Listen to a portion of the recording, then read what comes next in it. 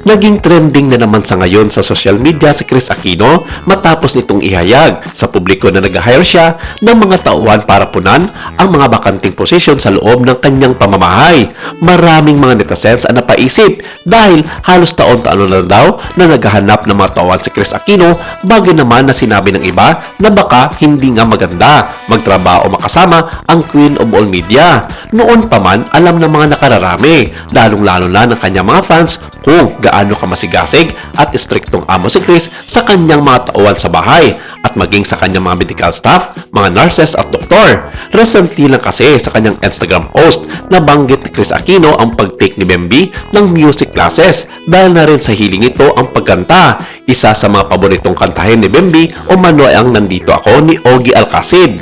Habang ang panganay na si Kuya Diyos ay busy naman sa therapy at workout sa kanilang tahanan, dahil dito ay kinakailangan umano niya ng mga tao para dito, 2 male nurses, isang licensed physical therapist at 2 caregivers na ready sa night shifts. Dagdag pa ng Queen of All Media, naghanap din umano siya ng chef na merong karanasan sa nutrition, calorie counting at bento box magic, especially para Kuya Diyos. Saad niya, looking for a very good licensed PT plus 2 male nurses to add to my team as well as 2 male caregivers for night duty. Lastly, we need a chef who is aware about the nutritional needs and calorie counting as well as portioning for Kuya.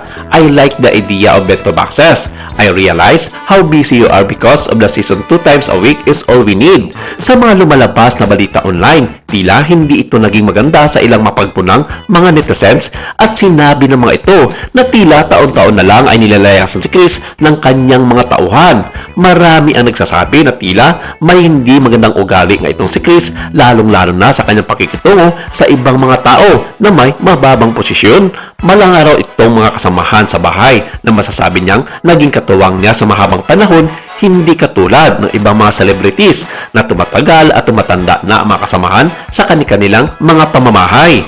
Katulad na lamang na naging yaya noon ni megastar Sharon Cuneta at naging yaya na rin ng kanyang anak na si Casey Concepcion ng matagal ng panahon. Sa bagay, tanggap na rin ng ibang mga tao ang totoong pag-uugali ng Queen of All Media, kaya marami ding mga Pilipino ang hindi nagkakagusto sa kanyang personalidad. Nababait lamang sa harap ng kamera pero iba na raw kung sa labas ang pag-uusapan.